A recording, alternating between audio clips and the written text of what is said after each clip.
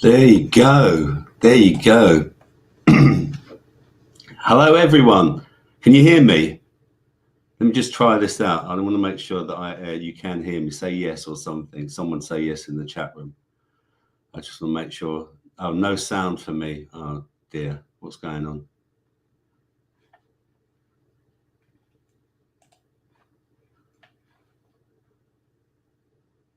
Yes, you can hear me. Oh, okay.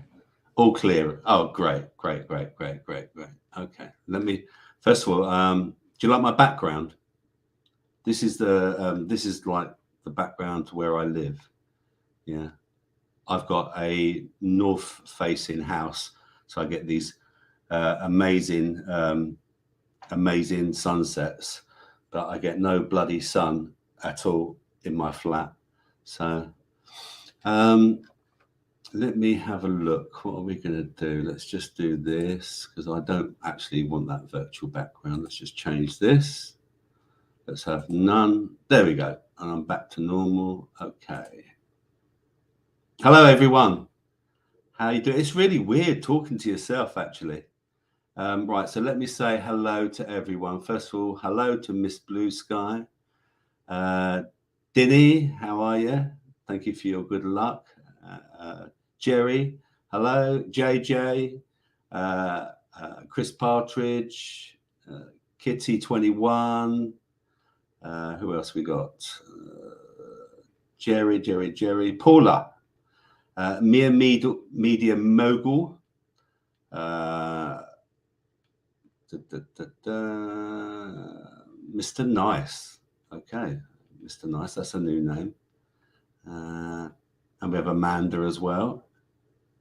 There we go. So we've got a few people in. That's good. Excellent. Okay, so how is everyone? I just want to say thank you to Jason for giving me this opportunity to be able to present my first health show. I think I've got enough material for you. I've got no plan on how long this is going to go on for. So it really just depends on how you guys interact with me, etc. So first of all, I've got to say, just for legal reasons, etc., that I'm not a doctor. Okay. And this is for entertainment purposes. The name Dr. Robert comes from the Beatles song called Dr. Robert, and I play it, but it's we'd probably get a strike and not allowed to play it, etc. But please listen to it. I quite like it. I'm not the greatest Beatles fan, actually. I don't know about anyone else, but I quite like it. It's a good tune. So yeah, this is just for entertainment purposes what we're going to talk about here tonight, etc. And hopefully I'll be able to interact with you. 6-hour marathon, Chris Partridge? I don't think so. The Blow Monkeys singer? Yes, that's right. Dr. Robert was the Blow Monkeys. Dig In Your Scene was a great tune. Lucy Brown. So yes, I quite like Dig In Your Scene. That was a great tune. So where am I going to start with tonight? I've got, first of all, I just got to tell you I had this mad dream last night, absolutely crazy, right? And it might make more sense if after I give you some background to it. But basically, so I was sleeping last night, and I was in this dream, and I was with my partner, and we were down living in London again, and I had to go and pick up someone rather important, and it just so happened to be George Michael for some reason, right? So I picks up George Michael, and with my partner, and then we go to we're driving through London, and it's like I just know him, and he's like an old friend or something like that. And then we go to this wedding. And it's just most bizarre. We just go to this wedding, and then he goes off into somewhere else, and then he goes into another house and stuff like that. And then eventually I have to go and find him. And it just went on and on and on. But the most bizarre thing is that I had hair again. So I was obviously in my 20s because I lost my hair in my mid 30s. I know you all think I'm only in my 20s now. I understand that. It's perfectly understandable. But it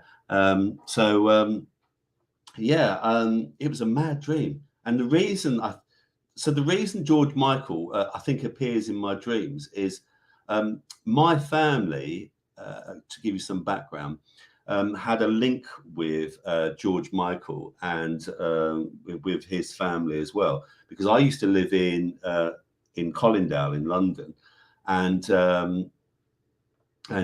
what happened was my sister and her husband knew the family. Now, George Michael had a restaurant. His dad had a restaurant called Jack's in Edgware in London, and what happened was my brother-in-law used to work there, and he obviously got to know the family and George Michael, and this was before he was famous.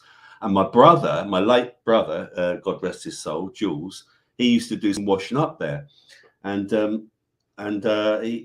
I can remember him coming back one day and saying, he said, Robert, he said, George, at the restaurant I work at, he said he's got a new single out. He said, and he's playing, look, he's given me a copy of it, and so I put on this tune, and it was called, I think it was Bad Boys or something like that, and so we've got this connection, obviously, with George Michael, and I've loved his music anyway. I love all sorts of music. So how's everyone doing? George Papadopoulos? Yes, Mr. Nice. Absolutely, yes. How's everyone doing? What have you all been up to today? I've done a bit of shopping, I just did some food shopping today, topped up on a few things, carried on doing my research. My son popped over as well, which was nice. I always enjoy seeing him. My other son lives pretty far away, and I think he was still on holiday actually. But he was up in the Lake District or something with his partner.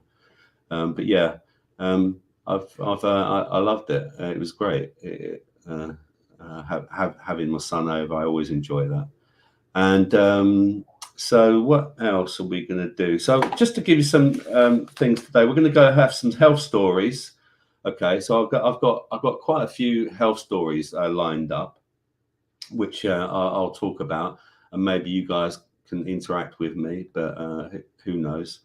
And then we'll do some stuff on vitamins, and I just want to start with my background, really. So how I got into all of this was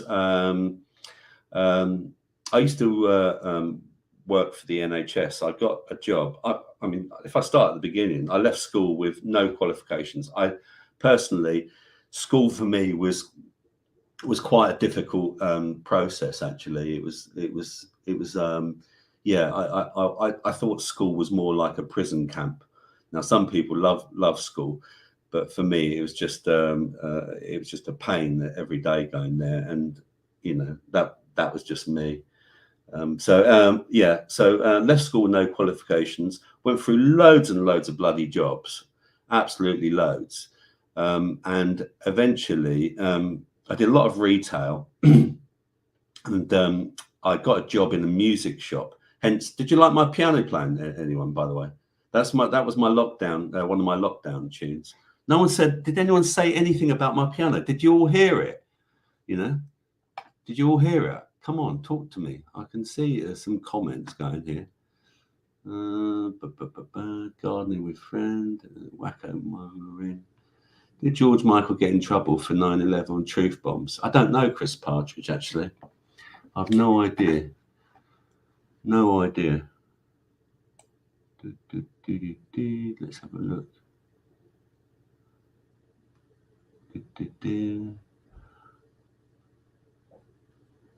Oh, new comments coming up.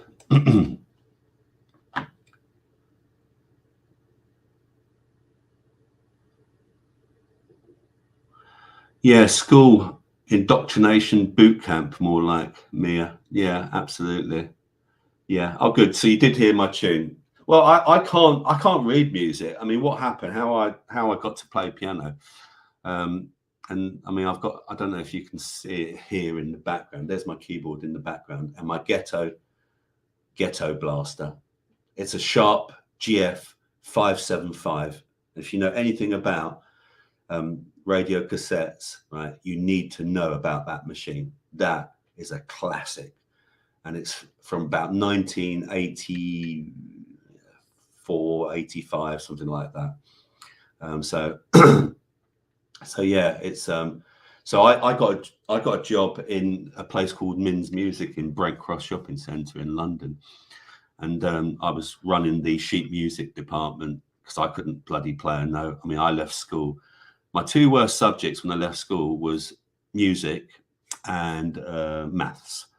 Okay, and literally the first two jobs that I got after working in the music shop, my cousin then, who worked for Mecca Casinos, got me an interview to become a croupier, and I became a croupier, and I did this really intense 6-week math course, and learning about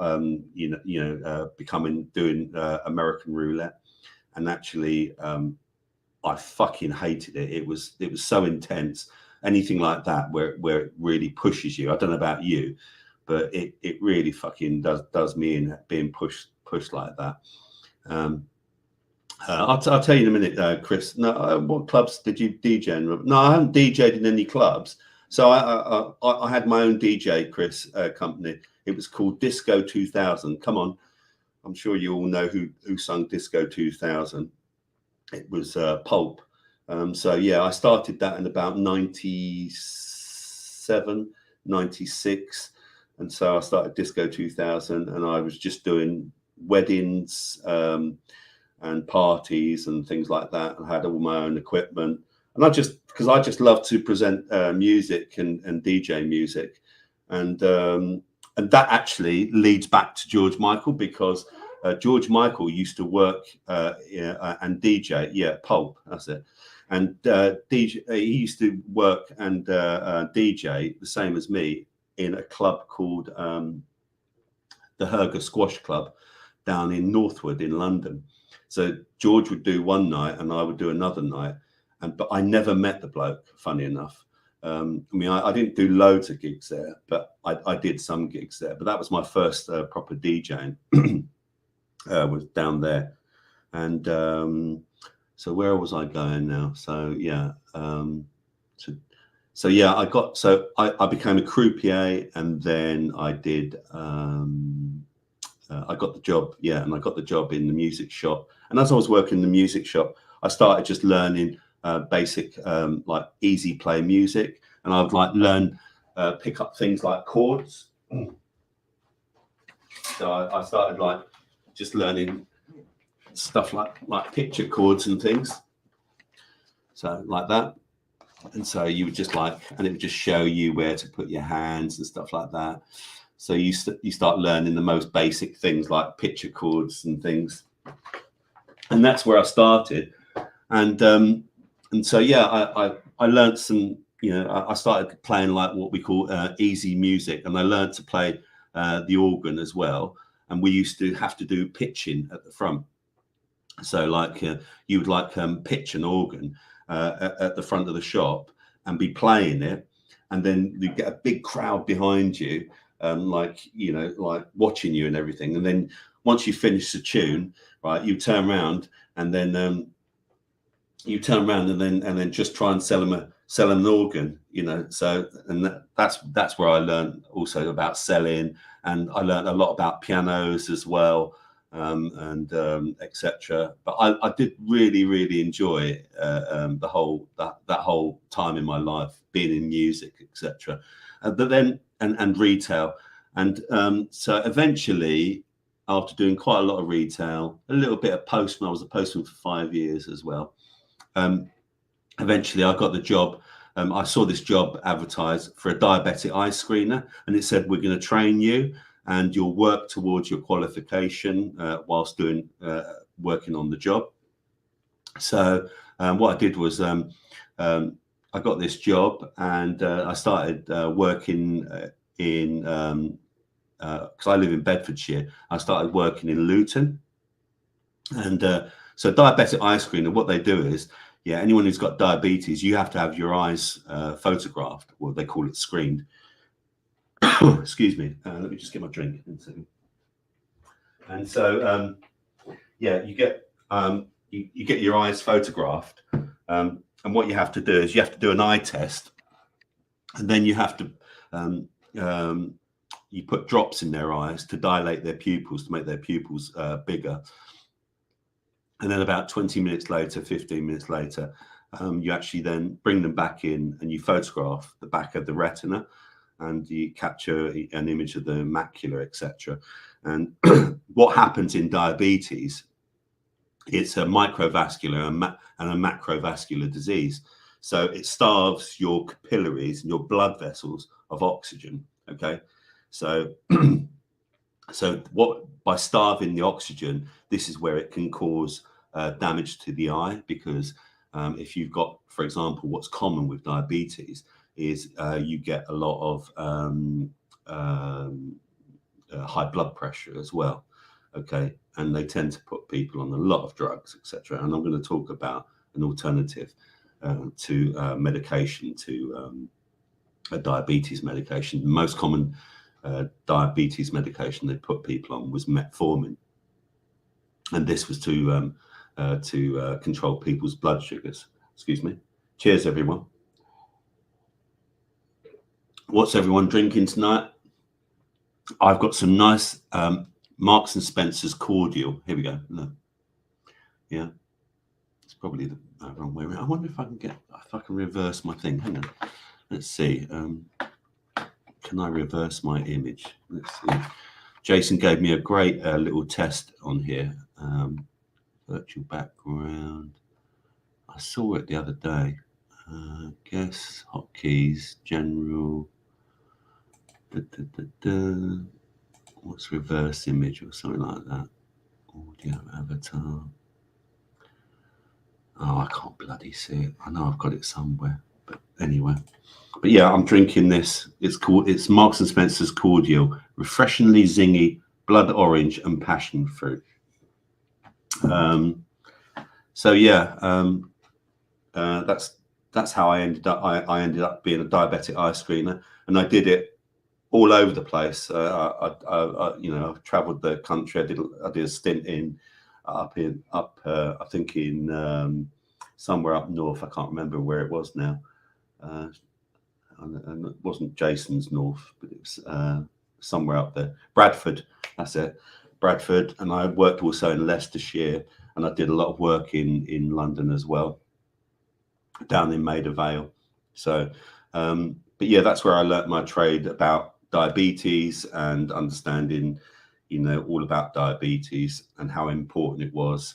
I mean, I knew bugger all about it until I started training about it. Do I know much about astigmatism, Robert? A little bit, yeah, a little bit.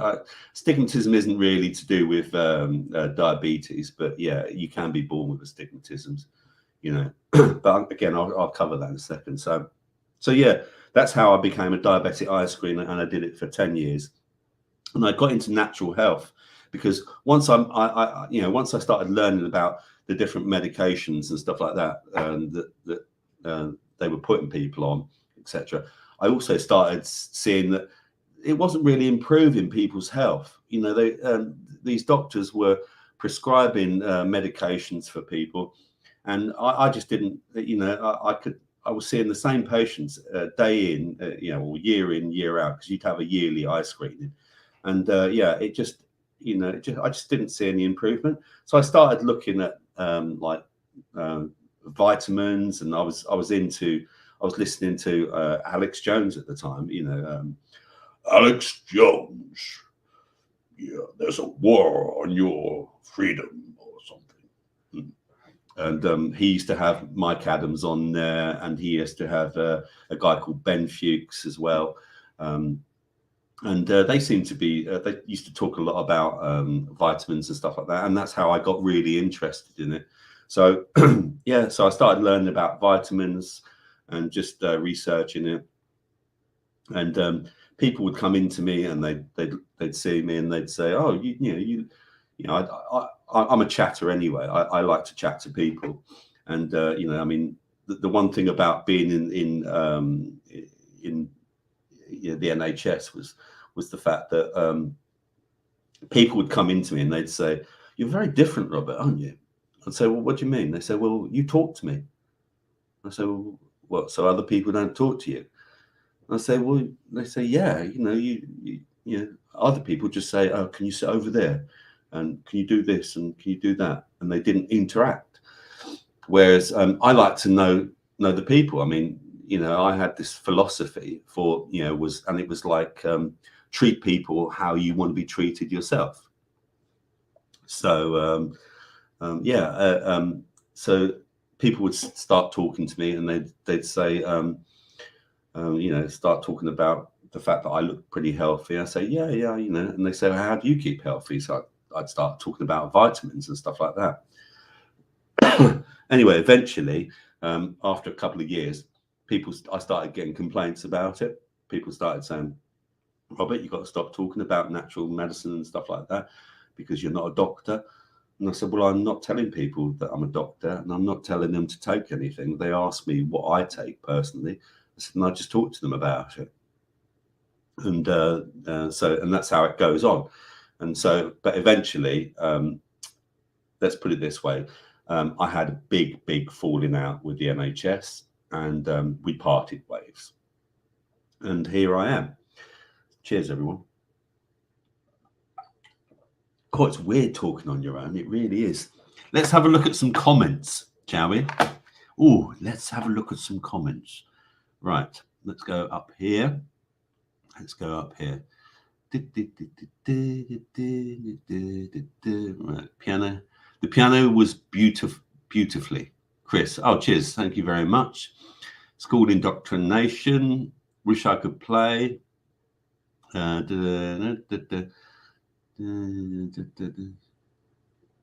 Oh, so Jerry, you switched gadgets to get sound. Well done.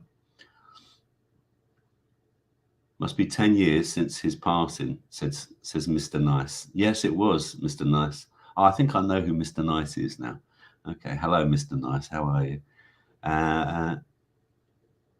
Have the belts melted yet? Okay, I don't know what that is.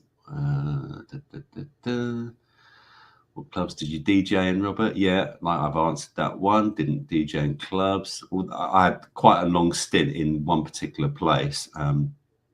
One of the best things that I ever saw was I was playing a love song at the end of one of my gigs, and I saw this couple.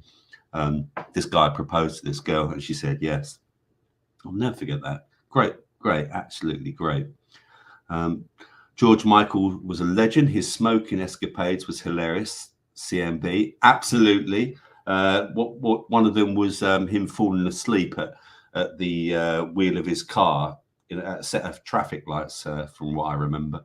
And yeah, he was a big marijuana fan, wasn't he? Oh, Mama, hi from Spain. That's my sister. God bless her. I actually got a text from my sister just before, because I told her that I was doing this show. And she was telling me that it's over 40 degrees in the 40 plus in Spain at the moment. It's absolutely bloody ridiculous. So we were moaning about 2 days of it hitting 40 degrees, and my poor sister's going through it quite regularly at the moment. Excuse me, another drink.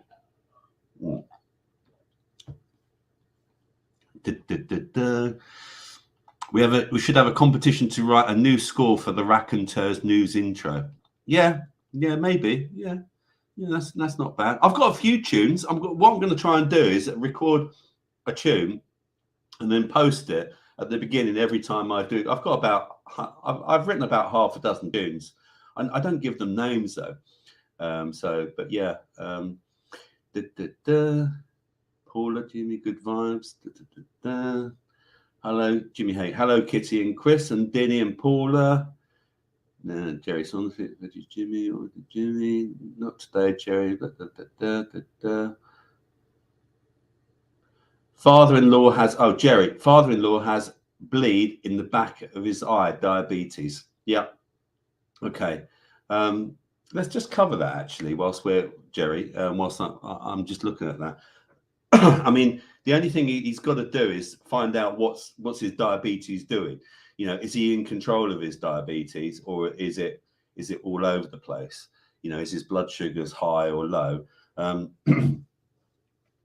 mean, you've got to try and control your blood sugars. You really do. I mean, there's two things that, I mean, I'll cover it now. There's this thing called inositol. I've got it here. So this is inositol. It's in my little packet here. And I've got some information here about inositol. Let me just pull it up. Where is it? Where is it? So, 5 evidence-based health benefits of inositol. Okay, inositol is a carbohydrate found in your body as well as in food and dietary supplements. There are various forms of this molecule, and each of them has a chemical structure similar to the main sugar found in your blood, glucose. Okay, inositol plays a role in many bodily processes, therefore it has been studied for its potential health benefits. Inositol supplements, i.e. what I take, may help treat specific medical conditions, including anxiety, fertility. There may be other health promoting effects as well. And here are some of them. So it may help reduce anxiety by affecting serotonin, and we're going to talk about serotonin as well. Okay. Inositol affects the process in which make neurotransmitters, the molecules responsible for relaying information within your brain. Serotonin is one of the most important transmitters, neurotransmitter affected by inositol. This molecule has many roles in your body and impacts your behavior and mood. Researchers have examined whether inositol supplements can improve symptoms associated with conditions affecting serotonin and the brain. This includes anxiety disorders such as panic disorder, obsessive compulsive disorder, OCD, and post-traumatic stress disorder, PTSD. Several studies have shown that inositol may be able to reduce the number of panic attacks with those with these disorders. One study in 20 people with panic disorders found that 18 grams of inositol each day reduced the number of weekly panic attacks by 4. Another study in people with OCD found that 18 grams of inositol each day improved symptoms better than a placebo. However, the small amounts of research examining inositol and PTSD has not shown enough benefits. In fact, some researchers have questioned whether inositol is effective in treating any of these anxiety disorders. So yeah, it's, I mean, there's that, and then there's may aid in blood sugar control by improving insulin sensitivity. And this is where it helps as an alternative to metformin, which I don't particularly like any drugs. I think go natural all the time if you can. So insulin is the hormone that is critically important for controlling your blood sugar levels in your body. Insulin resistance, a problem with your body's ability to respond to insulin, is considered one of the key factors associated with conditions like metabolic syndrome, okay, like diabetes. So inositol can be used to produce molecules that are involved in insulin's action in your cells. Therefore, it has been explored for its potential to improve the body's sensitivity to insulin, thus reducing insulin resistance. Cool. It does your throat in, all this talking.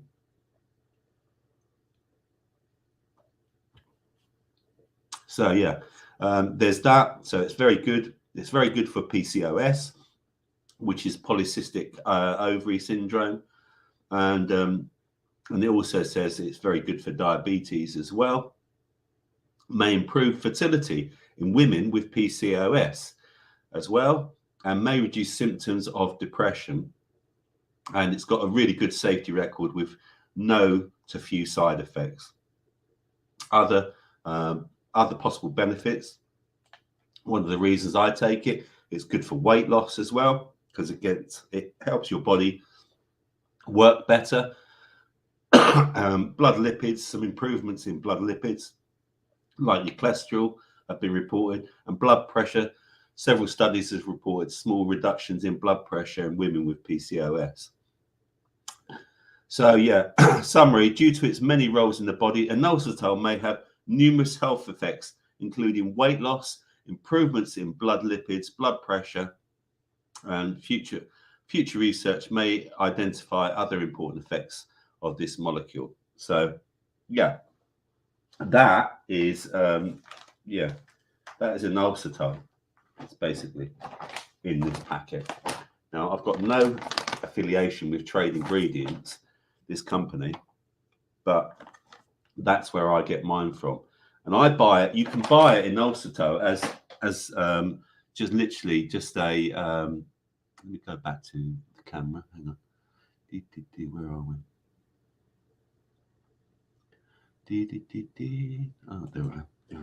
Yeah, so you can buy inositol in tablet form, or I buy it in big packets like that. Okay, and I actually make my own capsules. So I've bought myself a capsule machine. I've got nothing against like certain supplements, etc. Using certain supplements, but I don't like supplements with fillers.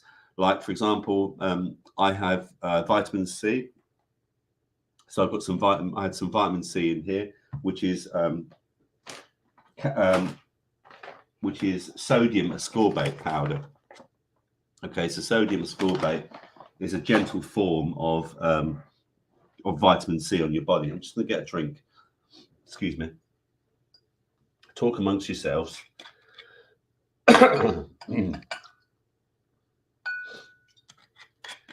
Jason has this problem all the time, I bet you. I'm going to get some nice distilled water here. Some of my nice distilled water. There we go. That's another thing I like to do. I like to try and make my own water. The only thing with distilled water is you've got to make sure you get your calcium and magnesium, because it literally takes everything out. But it also, where I live, they've got a lot of fluoride. So yeah, I make my own capsules. So I order these capsules off of Amazon or anywhere else you want to get them. And then they're like this, you know.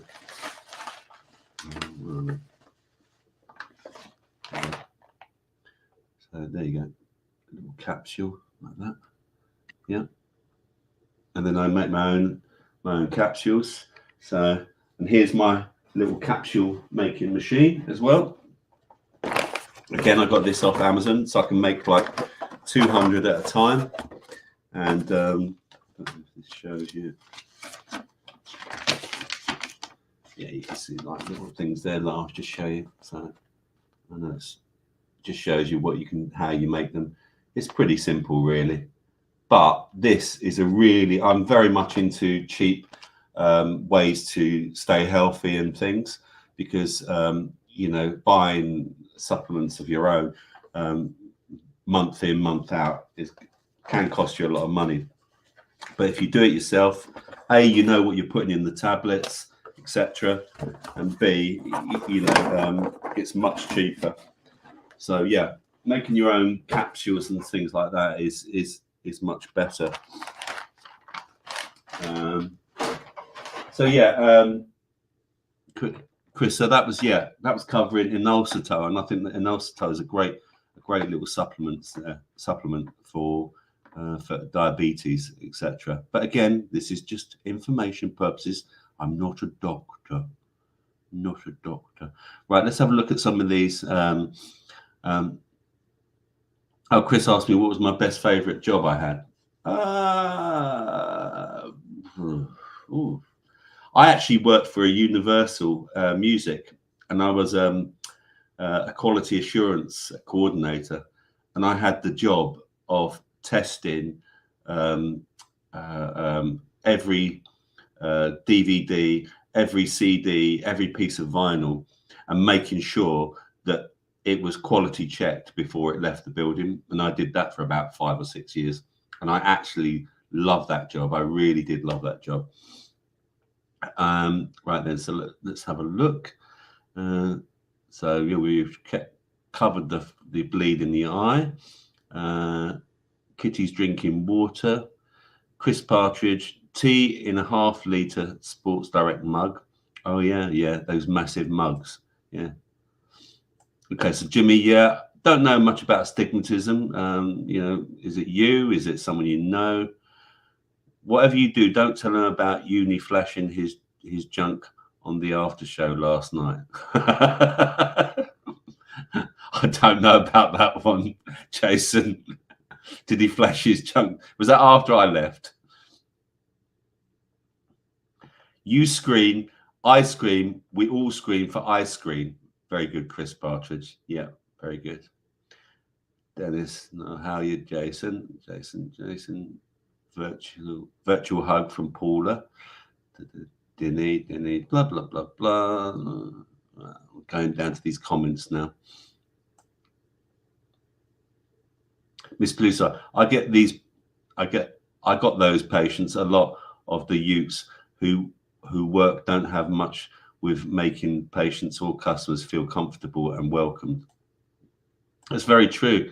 They just treat them like they're fucking robots. You know, they really do. Thanks, sis. Very nice of you to say good luck. Thank you for that. Jerry, they do be high. He gets injections in the eye, so his bleed must be quite bad. Okay, so I would also recommend, Jerry, some ultra bilberry and lutein with zeaxanthin. Now, this was literally recommended by the eye specialists as well. Not this particular. So there was I forget the name of the one. I forget what it was called. But I would personally, I've got again no affiliation to Vitabiotics. And now I take this every day. I take one of these every day. This is lutein, zeaxanthin, and bilberry. Okay, and basically it's excellent for the retina. So I would recommend that for anyone who's got an eye problem. Now, I had an eye problem many years ago. I had something called CSV, which is called central. Oh, is it CSV or CSR? Central Serious Retinopathy. That's it. Central Serious Retinopathy. And basically, a lot of men can get it. They can get it out of stress and all sorts of things. And basically, I had a bit of a bleed in the back of my left eye, and it causes damage to the central part of your vision, and you can lose about a maximum about 20% of your vision, but eventually it dries out, etc. And but you can lose some of your vision. So, and I did, you know, if I do this, you know, I used to get really blurred lines, especially when I used to smoke, because again, smoking is not great for your oxygen levels. And I used to really notice it when I smoked, that if I smoked more, that it would affect my eyes. And that's like telling you how it's affecting your capillaries in your body, you know, because I could, like, if I was reading something or any horizontal and vertical lines, you would see them damaged. You know, I would see them broken up. And one of the tests that they do with people with macular problems is called an Amsler grid. And this is where they would like get people. Let me just, I'll sort of draw it for you. So they would get people, and this is not a bad thing to do for anyone actually. And this is like an Amsler grid, okay? And so you would shut one eye and you would look right in the middle there, okay? And then you'd see where you might see some blanked out bits of these lines. And if you see some blanked out bits of these eyes, I mean, you can even do it now. Put your hand over one eye if you, and look at that grid. And if you're seeing any blanked out bits, you may have some damage in your eye. So, you know, like, for example, if I looked at that, I might get a bit that's a little bit blanked out here, etc. So your central vision was here. But basically, that's how it all worked with. So they would call this an Amsler grid. So, you know. So, where was I? Yeah. So, yeah. So, yeah. Just try and keep keep. I mean, you know, none of us are perfect. The whole thing about, for me and health, is to try and really make little changes, because it's really difficult to suddenly become really, really healthy, you know, and make massive changes. But I'm going to cover a little bit of that again in a moment. Let's have a look what people are saying here. So Paula, Jerry, Paula suggests as daily vitamin mineral supplements. Suggestions as a daily vitamin mineral supplement, Paula. The most basic you can take is take vitamin C. Honestly, start with vitamin C. Always start with vitamin C. Nearly not enough of us, or hardly any of us, are getting enough vitamin C in the body. Now, what's enough vitamin C? I would say to you that it's whatever your stomach can take. So there's ascorbic acid, which is the most common one that they put in capsules. But again, capsules that you buy from the shop, make sure that they haven't got lots of fillers in, because if you buy the cheap ones, they just fill it with a lot of stuff. Personally, like I said, I buy the ascorbate powder. So sodium ascorbate. So it's vitamin C with a bit of salt, and it's easier on your stomach. Yeah. So you know, because vitamin C can make you go to the loo really quickly. And so what I try and do with that, so I'll put a quarter teaspoon, gives you about 1,000 milligrams, and I'll put a quarter teaspoon in the drink. And then if you just sip that drink slowly throughout, you know, over a few hours, you're slowly getting the vitamin C and you're putting it back into your body, and you know, your body's just taking it up. And now people say, oh, you know, if you take lots of vitamin C, you just piss it out. Well, that's true, because and that's why you need to take a lot of it, because it's such an integral part of your health. And like, yeah, you can get vitamin C from lemons, from apples, and different fruits and vegetables. But the problem is that they're missing a lot of these, the nutritional value in any fruit and vegetable, because of the way that we've decimated growing vegetables and fruits over the last 100 years. The mineral content has just virtually disappeared. Now, this gets me on to the point where I try and explain to people that one of the reasons why people are lacking key vitamins and minerals is because it is missing out of the food. And what's happened is, whereas when we used to grow vegetables, etc., on farms, okay, they would put natural fertilizers back into the ground, and they would also let it lie, and they would like have years where they wouldn't grow it, etc., and so it would re-neutralize the vitamins and the minerals. And over the years, the mineral content has just gone down and down and down since. I mean, I think we've been commercially farming since about 1930, something like that, 1925, 1930, and the mineral content in food has just really, really gone down. I mean, it's one of the reasons why I like Himalayan salt, because Himalayan salt is one of the few things that have got so many trace minerals in it that you can't get this from literally anywhere else. It's got 84 trace minerals.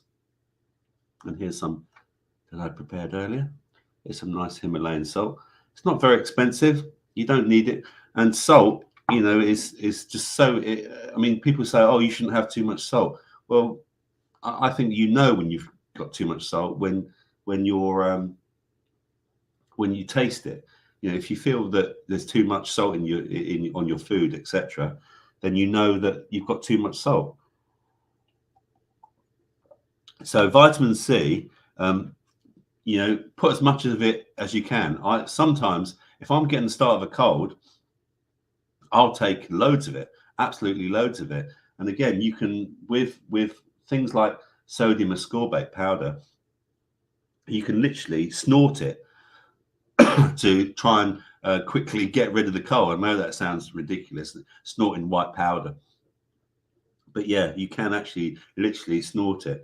But it's not something that I've personally done. But there you go. So yeah, start with vitamin C. I mean, we can talk about other. I'll talk about what other vitamins I take, etc. But yeah, start with some vitamin C, and when the sun disappears. So the two key ones I would say are vitamin C and vitamin D, and this is D. This is D3, and this is one that you literally just spray under your tongue. Again, I think it's better than a tablet. Tablets only work as well as your gut works.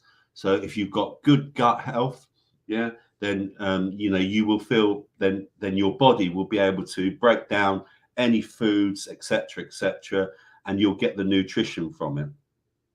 But if you haven't got good gut health, then and you've got some IBS maybe and things like that, then it's going to be hard to break down capsules and tablets. So again, anything, I think it's called subliminal, like this, just shake it just under the tongue, couple of sprays, and that's your 20 minutes of sunshine. Obviously, where it's been amazing, that's the first time I've that's the first time I've taken sun for absolutely ages, because you know, I absolutely love the sun. I went away to Clacton last week and got so much sun. I don't mind sitting out in the sun. It doesn't worry me. I actually don't. Excuse me. I actually don't like putting on sunscreen. Now that might sound controversial, but I think that sunscreen actually blocks your pores from breathing. That's just my opinion. Okay. I haven't seen that skin cancer rates have gone down since people started putting on factor 50. I think it can also be dangerous because if you're putting on factor 50, when I was down on the beach, I was seeing young people putting on loads of sunscreen and factor this and factor that, you know, and not being under any sort of parasol or anything. So again, I think you're fooling your body there as well. You know, your pores aren't breathing. Whereas I like to put on my salve, my CBD salve, because that's got ingredients in it that protects my skin. That's me personally. That's something I actually made myself. And I know this might sound crazy, but coconut oil, raw organic coconut oil. Now, some people would say, "Oh, hang on, you're going to fry it by putting that on." You know, it's like putting on fat. Well, yeah, because did you know that coconut oil is the closest thing to mother's milk? It contains something called lauric acid, and lauric acid is really, really good for your skin. Coconut oil is a great oil to work with for just any for your skin, even if you get a bit of sunburn. The thing is, it's better to be out in the sun and occasionally, if you're getting the sun, at least if you've got coconut oil on, right? What will happen is your skin will still be able to breathe, and the coconut oil actually then starts to absorb into your body because it's a vitamin E as well. So again, it's great for your skin. I mean, I got a little bit of sunburn just up here, and I think that was down to the fact that I actually was in the sea, and when the sea is reflecting the sun, you've got the salt water. you know. I got a little bit, just a tiny bit here, but other than that, you know, I stayed under the parasol, and I, you know, and again, I still, you know, wore a hat to protect my head, obviously. So you've just got to be sensible about it, etc. So yeah, that's when it comes, I would say. So vitamin C and vitamin D are the two key minerals you want to be taking every day if you just want to start. And gut health, well, we can talk about gut health as well. Okay, so I take after meals, I like to try and have apple cider vinegar. Okay, so here's some apple cider vinegar, and I like to have apple cider vinegar that's raw and unfiltered, and it's with the mother. So what does this mean? Now let me try and read this to you, right? So let me just turn this light on because my eyes, it's not. So you can either have it with a tablespoon of apple cider vinegar and 1 glass of water and 1 tablespoon of honey. Okay, I personally just literally just glug it down every day. Okay, contains the mother of vinegar, which is made of living nutrients that naturally form chains of protein enzyme molecules, and that's why it's like a live thing. And eventually it gets really cloudy in here, you know, but apple cider vinegar is just one of those most amazing things. I mean, not everyone likes vinegar, etc., and that's why if you want to take it with a bit of honey, that can actually make it a bit easier for you. But it is great for digestion. It helps break down your food properly. I mean, we part of the chewing process of eating is one of those things that helps you break down, you know, the saliva that you make when you're chewing, etc. is part of the whole breaking down of the enzyme process and your food. So that's why it's important as well to chew your food. I'm guilty. My mum always complained that I used to eat so quickly. So there you go. So we're all a bit guilty of that. But yeah, so apple cider vinegar is one of those amazing things. Let's get back to some of these comments now before I carry on. And I've got to, Christ, I can't believe we've almost done an hour. I don't have gas on my own, don't I? Right. Dennis, right. Robert, please read the small print on that bottle of stuff you are drinking. Which bottle of stuff? This one, Dinny. Is this the one you mean? Yeah. What, the one, because it contains sugar, mate. And I don't mind sugar. What I don't like is anything that's got aspartame or what's diet, etc. So again, you know, I'm not perfect by no means with my health, but I just try and do what I can with it, etc. So what else have we got here? Let me read these comments. Let's come down here. Please. I look at side effects of meds, says Mia Mogul. Yeah, absolutely. Cell salts are good as many folks lack. Cell salts, okay. Don't know anything about cell salts. Are many folks lack that? I don't. Okay. Yes, Mia. The best thing to read the leaflet. With meds, no one should trust anyone blindly. I'm going to tell you a story about a med story in a second. Chris Partial, I want a supplement that allow me to live forever, like in the film Death Became Her. Yes. Yeah. You want to live forever, Chris? I don't want to live forever. Fuck that. No, I want to go on to something else. You know, that's me personally, but I don't want to. Freddie Mercury wanted to live forever. Who wants to live forever? Any experience with milk thistle? No, but I've heard about it. Lucy Brown. Who do you make? Who do your makeup, Chris? Who does? I think who does your makeup, Chris? Meryl Streep. Yes, that's right. Brown. I've used. Oh, Kitty says Brown. I've used milk thistle in my garden. It's a healthy fertilizer. So South just had half an hour on Cookie's show and slipped in for a bit. Thanks, So South. That's very nice. I don't know who Cookie's show is. I use that for my glaucoma and damaged retina, Mama. Yes, my sister uses that supplement, that eye supplement, I recommend it to her. She's got some glaucoma. Glaucoma is pressure in the back of the eye. It's a bad condition. It can lead to some blindness, and that's why it's really, really good to take a supplement like that to try and do something and keep your sugars low, etc. Keep your carbs low. Carbs are sugar. Dennis, my eyesight is fucked.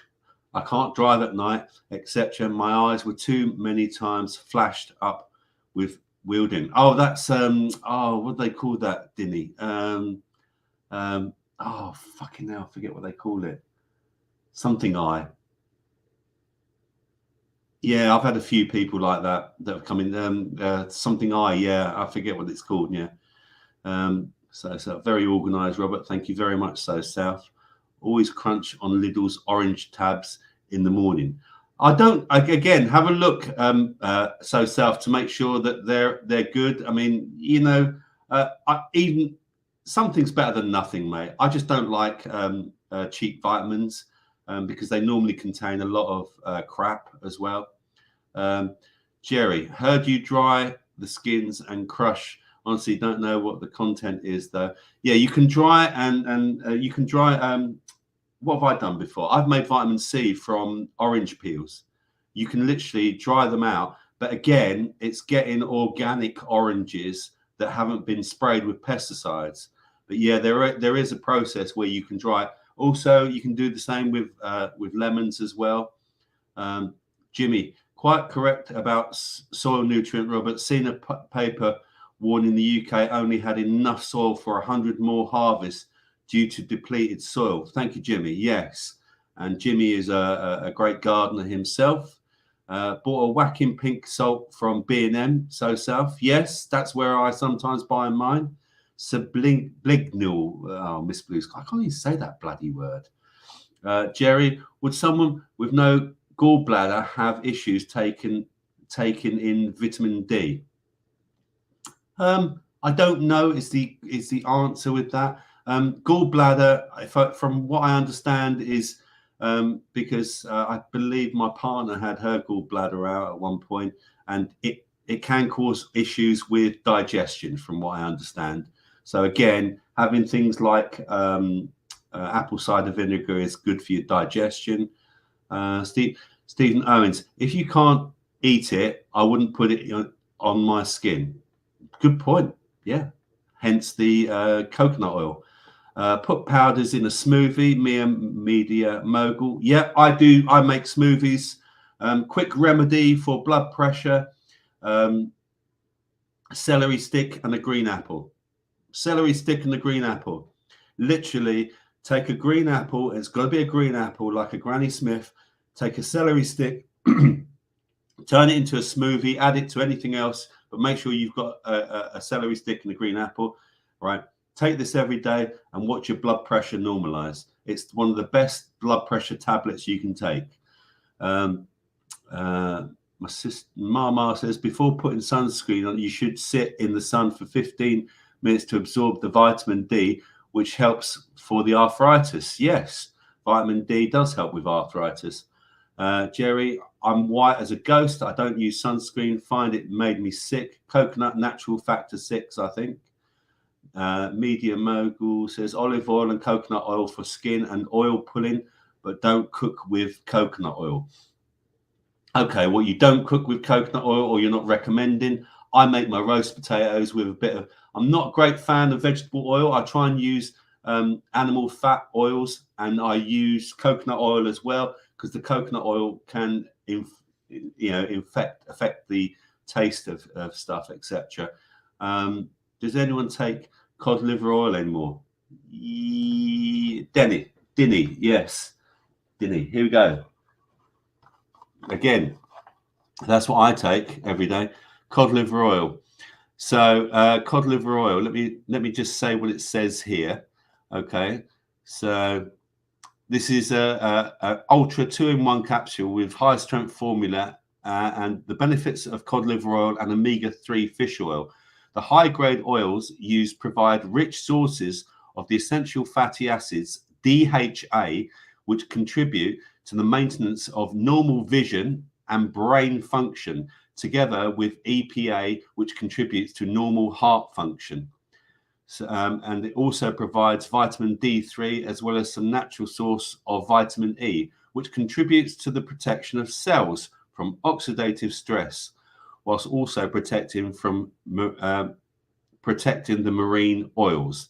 So I particularly like this one. I've had fish oils before, but sometimes, I don't know if anyone else has had it, you can get like a fishy burp afterwards. Well, I find these ones don't, and the Vitabiotics ones are pretty good. They'd like put like a lemon coating on it. But yeah, I take 2 of these, Denny, every day, and I think again, fish oil is an. I don't eat enough fish. Simple as, you know. I'm not the greatest fish lover in the world, so yeah, I would recommend that you definitely have fish oil if you can. Let's have a look. Paula, hello. Yep, agree. 20 minutes sun on bare skin for bad bones works. Hope you managed to keep cool. Welsh Dave says, evening all. Hello, Welsh Dave. We haven't seen you for a while. I haven't seen you in the raccoons for a while. Mama bought 2 bottles today. Paula, Dinny, for my joints. Wash your fruit and veg in apple cider vinegar. Mia Media Mogul says. Yes, or do what I do, and that is use bicarbonate of soda. I soak my vegetables and my fruit in bicarbonate of soda. I put a tablespoon of bicarbonate of soda into the water, and I leave it for 20 minutes, and that gets rid of most of the pesticides and residue. So yeah, but apple cider vinegar can do exactly the same. But I find that bicarbonate of soda is just a bit cheaper, to be honest with you. So, everyone's saying hello to Dave. Miss Blue Sky takes salmon oil capsules. There you go, Dinny. Someone else takes them. Jerry, been a great hour so far. Thank you very much. Steve Owens, Dinny, got my lad on cod liver oil and St John's wort for his mental health. Much improved since he's been taking it. Can I just recommend for mental health, Steve Owens, vitamin B3, niacinamide. Niacinamide is amazing for your mental health. Please go. Now I'm going to recommend this website. Let's see if I can share this website. Hang on. So we go share. Share screen. Where is it? Share screen. Okay. Okay, so where's my Chrome tabs? Where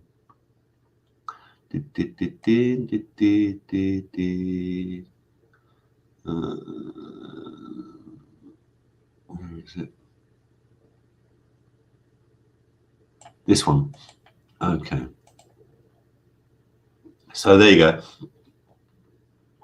Doctoryourself.com is what I recommend. Can I make that bigger? Let's see if I can make that bigger. Yeah, there we go. Doctoryourself.com. A guy called Andrew Saul. He goes on about vitamin C. He also talks about niacinamide. Niacinamide is the no flush form of niacin, and niacin is vitamin B3. If you take niacin on its own, you can get it makes your capillaries a little bit raised, and it can give you a bit of a red flush. So if you like that sort of thing, in the winter it actually keeps you a bit warm. But I take the niacinamide. It's great for mental health. I went through some mental health myself. So yeah, I recommend doctoryourself.com. So please look at that website. He's got a wealth of information on there, and he's done some really good books as well that you can buy. So yeah, vitamin B3 for mental health. I really recommend it. What else have we got here? Castor oil frozen a few days, takes before bed as use natural laxative detox, kills upper colon and parasites. Interesting. Have you anyone ever done any colon cleansing, like etc. Archive. Thank you, Stephen Owens. That's the one. Archive. Yeah, when people use those welding machines, they get archive. We use vitamin C as a float to flavour rice. Oh, interesting. Let's have a look. Chris, what are my 3 top vegetables? Oh, I don't know really. Anything organic. I've me and my partner have grown some amazing vegetables. I think if you grow them yourself, that's the best vegetables. Going from a shop, I mean, I don't know really. Carrots, organic carrots. But yeah, I grew carrots and I've tasted organic carrots, and the ones I grow are much better. And I think they've probably got much more vitamin content in them as well. Things like even potatoes. Grew my own spuds. Where's my spuds? I want to show you my spuds. Hang on. Oh, excuse me. Potatoes. I'm saying this for Jimmy. Potatoes. I got me potatoes. Here we go. Look at this. Look. This is a potato bag. Look at my spuds. Look at these. Look. So we've got new ones. We did red ones as well. And we got about over 30 pounds of potatoes. And they're not all just small. I just want to demonstrate to you. There we go. Bigger ones as well. Oh, that one's a bit dodgy. Yeah, potatoes. A good source of vitamin C as well, potatoes. And lots of different vitamins. Ooh, I'll leave that one out. But yeah, we grew potatoes. What else did we grow? Courgettes. Oh, had a banging curry with some courgettes the other night. Oh, just amazing. Just absolutely amazing. I love to cook as well. But yeah, courgettes are so easy to grow in your garden. Not everyone's got a garden. I know that. And in difficult times, I'm lucky. My partner's got a garden. I live in a flat. But I can even, grow things like coriander, etc. So I can do that. I don't know what the 3 best ones are. Maybe people can answer, in the what their recommendations are. I mean, this is about a show about everyone, I think. Steve Owens, right? Right. I gave cod liver raw and fennel to my offspring from birth till two-ish. Has a high IQ. I'm with you. And I think personally, if I was to have my time again, I wouldn't have any injections for my kids. I've seen the results. I've seen a long-term study of vaccinated and unvaccinated children, and personally, I would now go down the route of not vaccinating. It might be controversial, but again, that's me. I'm a bit controversial, and I don't like to sit on the fence because I get splinters up my arse. Let's have a look. Kitty uses B3 and it works wonders. So that's a niacinamide. Chris Parcher, if you have £1 billion in the bank, do you think you'd find yourself even more healthy? No, probably not. And again, that's why I called myself and I registered the name Healthfreedom, because again, if you haven't got your health, you've got no freedom. You can have as much money as you like, but I mean, who's the first person I think of that's probably quite wealthy that's got terrible health? Phil Collins. Poor cunt. He's terrible. His health is absolutely. He's walking along like really, his arthritis, etc. is absolutely awful, and yet he's probably got loads of money.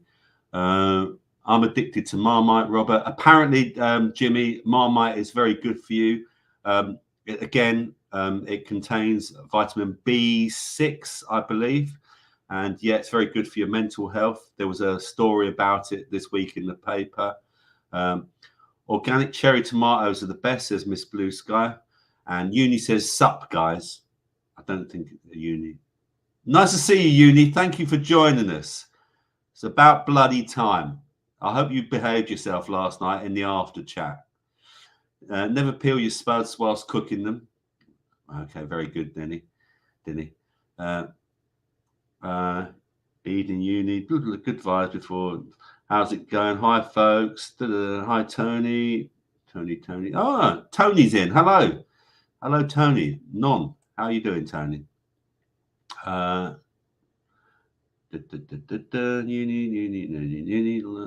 Nin's in as well. Hello, Nin. Now, we've seen Nin before. Nice to see you again, Nin. Welcome. And conscientious objector. Hi, Robert. Do you think chlorine dioxide could help with oedema? I do. Can I recommend you go? In fact, I think chlorine dioxide and MSM sulfur, isn't it, or something like that? Go check out Yummy Mummy, Amanda Vollmer. She's done loads of stuff with different things, like with chlorine dioxide, etc. I mean, it's a bit controversial, but where I don't know where your edema is, etc. But she does drops for the eyes and stuff like that. So again, I think you can get a lot of this stuff off the internet. So hi Tony, nice to see you. Welcome aboard. Okay, let's just look up some health stories. So I'm just going to share my screen now. Okay, so let's go to these tabs. So I've shared with you that.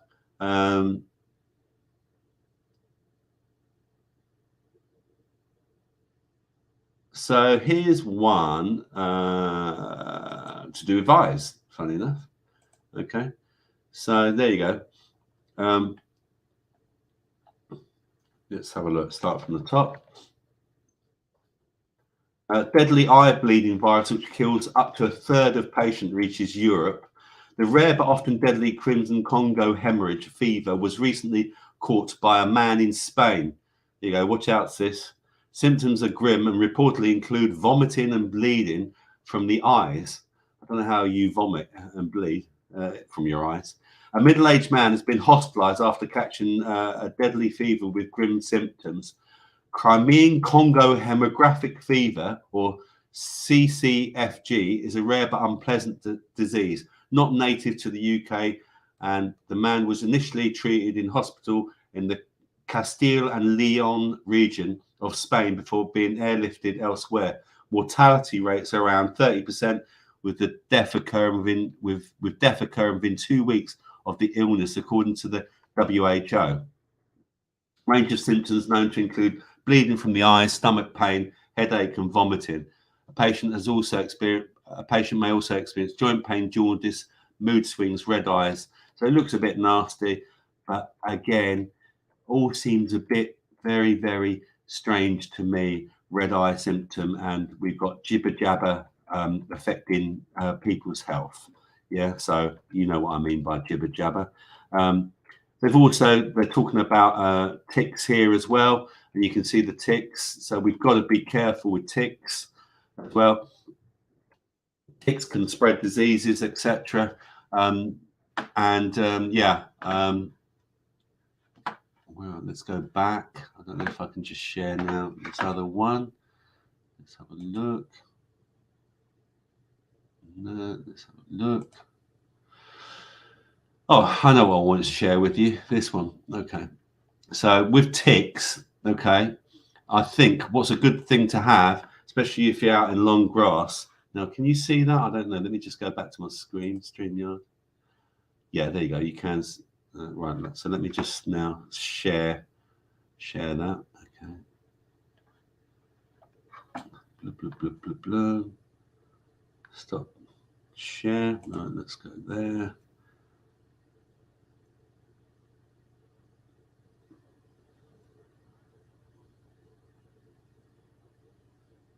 Oh, there we go. Share. I'll stop screen. Right, okay. So let's go share screen again. Share screen. So I just want to show you this, and I think this is really, really important. Where is it? There we are. Okay, so I'm going to share that. So this is, yeah, this is a tick remover card. This costs £2.99. You can get it on Amazon or any other website. But what's good, you know, everyone, I know someone who got Lyme's disease, and it's not funny, you know, and it can take years and years of illness, and it can take a long time to cure yourself of it. And well, you know, some people never even get cured by it. But yeah, get yourself a tick remover, especially if you're out in long grass. Ideally, don't wear no trousers, you know, only shorts in long grass, you know, because really you need to like be careful of ticks. They can carry a lot of bad things. I mean, there's better tick removers and stuff like that. Some have even got like little magnifying glasses. This one, I believe, has got a magnifying glass on it. You can see it there. So yeah, get yourself a tick remover if you can, because it's worth doing. My son, he was out up in Scotland the other week, and he had a tick on him. Unfortunately, he got it off. But if you haven't got one of the best ways to remove a tick is to get a cotton bud with oil and just keep rotating it around the tick, okay, until it literally slips out. But you've got to make sure you get everything out of the tick. So just keep going around and around, but it's worth doing, honestly. And even for your animals, because it's not very nice at all. It really isn't. Right, stop sharing that. Okay, let's go back. StreamYard, we're back here. Okay, so that's that. What else do I want to share with you? So I wanted to share this. So member of our family ended up in hospital and is still in hospital, sadly. And I just want to tell you the story behind it. Basically, the weird thing is that this person had an eye problem, and they didn't speak to me about it, and they had like some sort of a small eye infection, and they went to the doctor.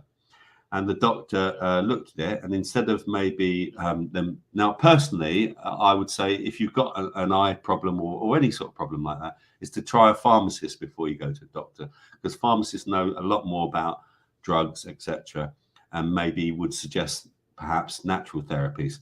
I mean, the first thing I would say with anyone with an eye problem is maybe bathe it twice a day with some warm salt water. Okay, so this person goes to the doctor, and the doctor gives them a antibiotic. Okay, so I want to just share with you. Where is it? Okay, that one. Yeah. So I want to share with you this story. Okay. So let me share my screen. Let me go back then. Where are we? Share screen. Okay. Share screen. Share screen. Where is it? Julia's story. Okay, here we go. So this is from the British Liver Trust.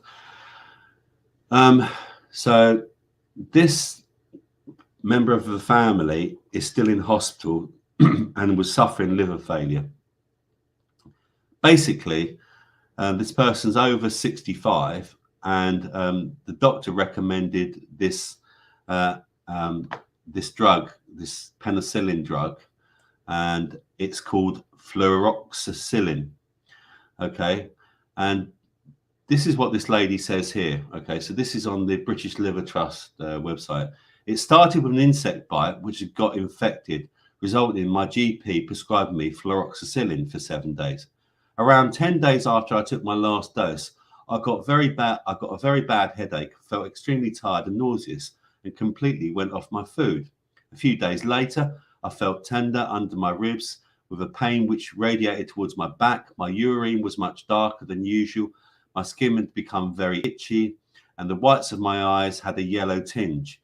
I called 111 and was told to see an out-of-hours doctor. She confirmed I had mild jaundice and mentioned that there had been reports of people having liver issues due to this antibiotic, but stressed how rare it was. She advised me to go straight to A&E and to have my bloods checked, which confirmed abnormal liver function with her tests. A few days later, I went back to have an ultrasound, which revealed gallstones and further blood tests with LFTs, which were continuing to rise. These suggested there could be a stone blocking my bile duct, which can cause jaundice. The pain under my ribs has started to ease, but the itching, loss of appetite, nausea, and jaundice continued to worsen. The itching worsened symptoms, and incredibly, I found it hard to sleep. My skin felt like it was burning with lots of ants crawling around underneath. I tried ice packs, blah, blah, blah, blah. After a week of going back and forwards to the hospital, they decided to admit me to the hospital for further tests, especially because there was added concern of Wilson's disease, which my father passed away with, sadly, during a liver transplant. A scan confirmed that this wasn't down to my gallbladder or my bile ducts. There were no signs of cancer, but my liver was inflamed. Again, I mentioned the possibility of a drug-induced liver injury to the medics, and they agreed this was probably the most likely cause. The only treatment they offered me was antihistamines, which I decided not to take due to my nausea and cholesterine, cholesterine, I don't know what that. 10 days later, they discharged me. Anyway, going back to this is what our member of family has happened. And unfortunately, so from a bad decision from a doctor recommending this drug, and I can just say, because I've looked it up, that fluoxetine, right, is not for an eye condition. Okay, please look it up yourself, but it's not for an eye condition. And this is where GPs can get it wrong. Fluoxetine has also been banned in Canada and America. And also it's not recommended for people over the age of 65. So he really, really bloody screwed up with this.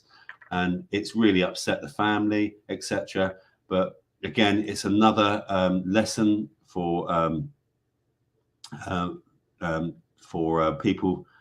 Let's stop screening. Yeah. So it's another lesson for people to not always go to your doctor. You know, I always love go with your gut instinct. Maybe go and see someone, like a pharmacist, because a pharmacist can probably give you better advice than the doctor. Doctors, remember, are just general practitioners, and they don't know everything. I'll tell you a fact about doctors. In 7 years of training, a doctor is lucky if they get 2 weeks on vitamins and minerals. It's quite shocking, really, because we're in a medical model that is all based on allopathic medicine and not naturopathic medicine, and anything naturopathic is frowned upon. So let's go with some other quick stories. So that was that story about it. Here's one to do with I'm not going to share the screen. I'll just read it to you.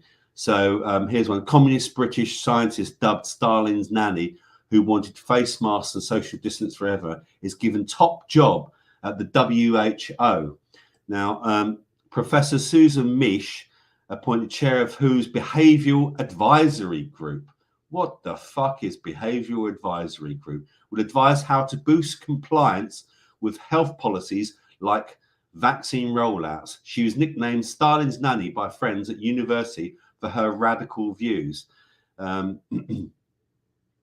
Basically, she famously called for masks and social distancing to remain forever in an interview with Channel 5 last year, and regularly spouted alarmist predictions on the BBC News, which sparked questions about the broadcaster's objectivity. Well, we all know about that. There were concerns about her conflict of interest when it emerged she was simultaneously a member of the government SAGE committee and a leading figure in an independent pressure group called for Chinese-style lockdowns. Miss Mishi said she to have been nicknamed Stalin's nanny by her contemporaries at university because of her radical views. So there we go. We don't like her. So that's that story. Here's another one about the old monkeypox. Monkeypox could affect children by the end of the year due to the slow rollout of jabs to Britain's most at risk. Whilst 50,000 vaccine doses are on order, oh, how convenient, public health experts say 4 times this number will be needed to halt the spread. In the UK, there have been already more than 1,850 cases of the disease, which causes painful blisters across the body. Numbers are believed to be doubling every 15 days. These have predominantly been seen in gay men. Virus is passed on through close physical contact, such as sex, but also kissing and hugging. So again, I'd like to know why they feel it's going to affect children. Again, children have been getting the jibber jabber. They've started really passing it down to the kids now to get the jabs, etc. So I think that maybe that's why we're starting to see it now, etc. So there we go. That's that story. So let's just move on to the next one. Let's get rid of that one. Oh yeah, okay. So here's one. I don't know. Now, some of you aren't on Telegram. I know that on the Raccoons Telegram. But a BBC team spent a week trying to convince 7 anti-vaxxers to get the COVID jab amid their claims it contains deadly microchips and is employed to depopulate the earth. So did any of them change their mind? So this was, there we go. So let me just see, where is it? Groundbreaking documentary called Unvaccinated aired on Wednesday. I don't know if any of you've seen it. I've watched it. I think it was a bit of a hit job to get people to scare people into having the vaccine. I think that what may happen in the future, you may see one or 2 or 3 of these people actually maybe drop down dead, and then they'll use it to say that, because at the end of it, none of them had the vaccine. So I think they could then possibly use it to say, look, these people didn't have the vaccine, and so therefore, it's to try and frighten people into having it, etc. Also, it had this mathematician called Professor Hannah Fry. Now, Professor Hannah Fry, she did a children's documentary about pandemics back on the BBC, because she's a mathematician professor, and she did this documentary in 2016-17, I think it was, and basically in this documentary, she was thrown this ball, was meant to be a virus, and she had these kids holding up, right, these masks where they were zombie masks. So if you got infected, you turned into a zombie. Now, they're talking about zombie apocalypse and shit like this. To me, it was all about brainwashing. Then she got these kids putting on masks as well and saying, oh, well, all the kids that were wearing masks, they didn't get infected. I mean, this was just pure propaganda at its best. It really was. Then, right, she happens to do some program back in December 2019, okay, in a town called Hazelmere down in Surrey, where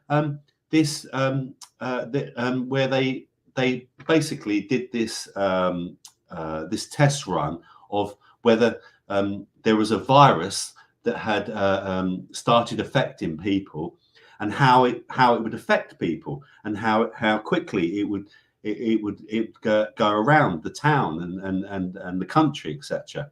So it was in Hazelmere in Surrey, and what people didn't know was that she was meant to be the one that was carrying the virus. Now, obviously, it was all make believe, etc. But what they also did was they used some new technology, and it was basically your telephone, and it was the telephone, and it was the rollout. It was them introducing or brainwashing people into the fact that they could do track and trace. And so the company that they used apparently in this documentary happened to get the contract from the BBC for the track and trace as well. Now, here's the other coincidence, right? This woman, right, also, right, so she says, so she's in Hazelmere, right?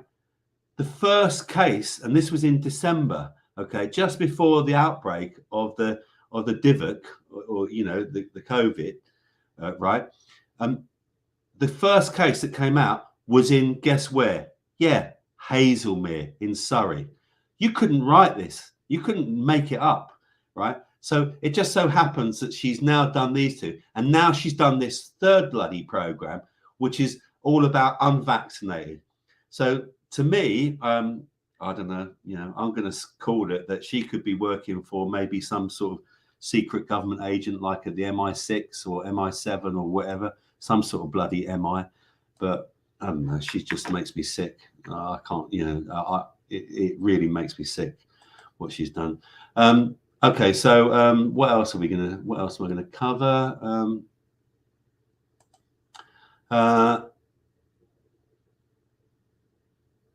Oh yeah, okay. So Health Secretary knocks back health journals and call for COVID restrictions because UK can protect ourselves through science, not restrictions, as he urges over 50s to get the booster jabs. Heads of BMJ and HSJ yesterday called for return to wearing masks and WFH and limits on social gatherings. But writing in the Mail Online, Steve Barclay said COVID boosters are more effective for keeping the virus at bay. He called for all those eligible for autumn top-up doses to come forward in September when rollout begins. So don't wear a mask, go and get a vax instead, because that'll protect you, and then no one will have to wear masks. Very dodgy, if you ask me. And for Jimmy, who was talking about Marmite, here's your Marmite story, Jimmy. Try eating Marmite, high in vitamin B6 levels and can ward off bad thoughts, study claims. Vitamin B6 found in Marmite could help reduce anxiety and depression levels. University of Reading study found supplementing the vitamin aided both of these things. Researchers say increasing vitamin in diets could help ward off anxiety. So there you go. A bit of Marmite, although the price of bloody Marmite is like £2.70 a jar now. It's bloody ridiculous. Next, we've got health chiefs issue warning over seals. This made me laugh. So UK health chiefs warned of increased reports of seals infected with bird flu. Seals, bird flu. The H3N8 strain, which is thought to kill half of infected, is among detected. Oh, that doesn't make sense. Risk to the public is low, but Britain's warned to steer clear of the animals. Britons have been told to stay away from seals over fears they may be infected with deadly bird flu. Well, you all, I don't know about you, but I often see a seal walking down the street, you know, and I just can't resist them. I always go up and like, pat them on the back. All right, Sealy. Although human transmission is rare, scientists fear bird flu could be behind the world's next pandemic. Again, what we have going on here is bird flu being used as another sort of pandemic thing. That's why they're going to start killing chickens, and that's what's happening all over the world now. You're getting a lot of factories throughout the world are being set on fire, and so they're just killing the food off. They want us to eat bugs, you know, for this fourth industrial revolution or whatever they call it. And you know who I'm talking about, Mr. Klaus Schwab, etc. So that's the seals. So stay away from seals, or don't go swimming with them, or down in the sea. Okay, so keep away because they're going to give you bird flu. Another one. You've all been paying your national insurance for years, and here's something that will really cheer you up. Are we on the brink of needing to pay for GP appointments? Nation's top doctor admits he is really concerned crisis hit sector will go same way as dentists who charge £24 for checkups. Top doctor says he really is concerned patients could pay for appointments, and those who can't afford to pay would be left in inadequate service. Whilst GP appointments are free, Britons pay £24 for routine dental checkup. Yeah, and you can't even see a fucking dentist these days. Excuse my French. I can say that because I've got a French name, by the way. General practice could go Robert. General practice could go the same way as dentistry, with millions having to pay for appointments, says warns the country's top doctor. Professor Martin Marshall, chair of the Royal College of GPs, admitted he's really concerned about the sector, which is plagued by a staffing crisis. So here's the point. If they've got a staffing crisis, why will paying for appointments make any fucking difference? It's bollocks. So there you go. That's that headline. So let's move on, because we're starting to. I can't believe I've talked for this long. I don't know now. I've blurted on tonight, haven't I? Here we go. Have millions been taking harmful antidepressants for decades with harmful side effects? So new research shows the theory justifying antidepressants is just a myth. The research confirms what some medical professionals have suspected. Depression, being a chemical imbalance, has been proven to be unfounded. Like millions of patients who seek help from their GPs for depression, Emma Ward was repeatedly told she was suffering from an imbalance of chemicals in her brain, serotonin. If Emma wanted to get better, her doctor said the 26-year-old should keep taking the antidepressants she had been prescribed since she was 15, even though the drugs did not seem to improve her mood and left her feeling permanently numb and emotionally. One of the key ingredients, people, in antidepressants is fluoride, and it's just a fucking joke.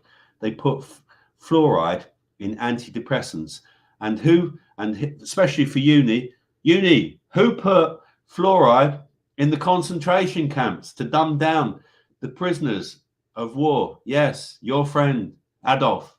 Yes, so fluoride is also, believe it or not, sprayed on our vegetables as a pesticide.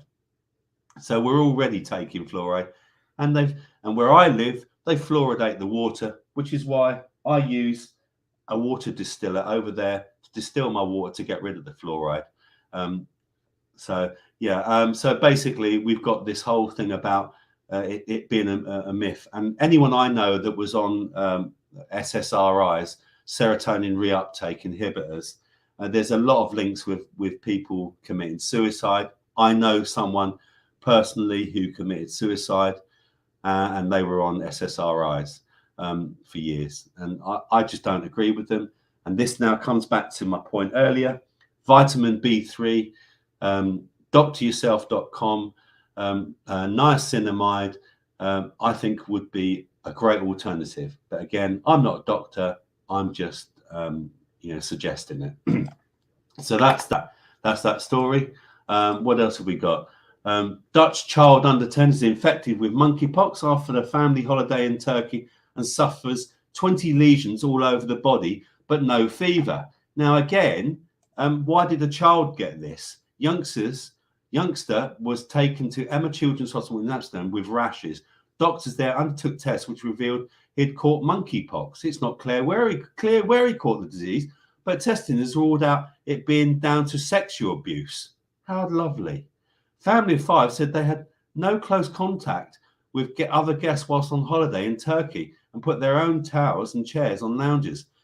Now, again, I'm going to ask the question, did the child have to take a jab to go on holiday? And has the jab been linked to, the monkeypox? No one knows. That's, again, just my opinion. But it seems all a bit strange that 1 minute they're saying that it's all to do with gay men, and now children are starting to get monkeypox. US records first 2 child monkeypox cases.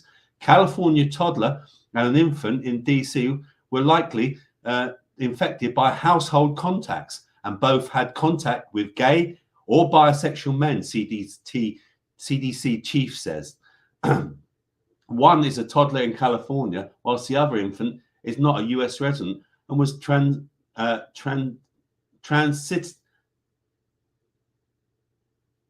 and was transiting through Washington, D.C., officials said. Both children are doing well and likely were infected by household contact. And you've got one story saying this and another story saying something else. What I hear, it was meant to all be down to gay men, which again, it's just to me, I think it stinks that they're trying to blame people, or gay people, for this. Incredible bad luck. California man says he caught COVID and monkeypox at the same time, leaving him in excruciating pain.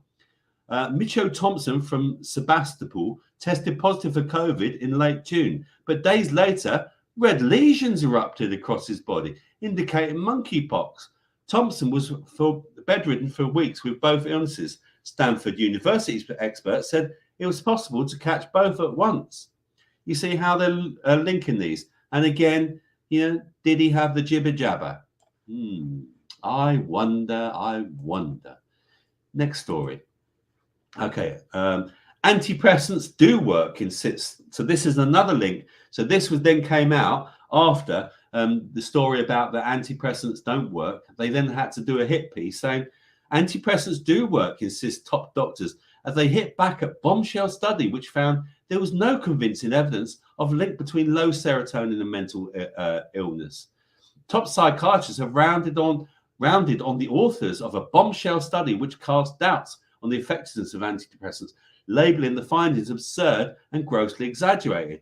Last week, researchers at University College London said they had disproved a theory dating back to the 1960s that depression is caused by low levels of serotonin. Blah, blah, blah. So anyway, this is now a hit piece saying, no, they do work. They do work. So again, that's what tends to happen. If you get a vitamin C story saying it's great for you, you're then going to get a story saying the next day that it's not. Charge hospital patients £8 a day and make over 60s pay for their prescriptions, suggests former NHS Trust chairman in a bid to help the struggling health service. So this is a story. It says Professor Stephen Smith wants the charge to pay for medical equipment. In Germany, patients are charged £8.50 a night for a 28-day maximum. A record 6.6, I like that number, 6.6, 66. People are waiting for routine NHS treatment, records say. Keep Our NHS Public called it a departure from the principles of the NHS. Critics said it would end up in the foundations the health service has had since 1948. So basically, they're calling for charges now, which again, why have we been paying national insurance contributions? To me, it's just absolutely ludicrous. Scientists find likely culprit behind mystery child hepatitis outbreak. Scientists today pinpointed usually harmless virus as the main culprit for the unusual hepatitis outbreak. There's been a lot of hepatitis in kids. So now they're saying two separate studies concluded that adeno-associated virus seems to play a significant role. The virus, which does not normally cause any illness, infects most Britons by the age of 10, experts say.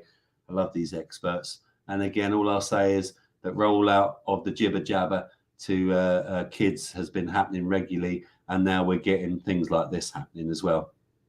I love this story as well. Needing a nap each afternoon could be a sign that you're at risk of a stroke. I'm sure all the raccoons here know that lots of people have been getting strokes and myocarditis in the sports world, etc.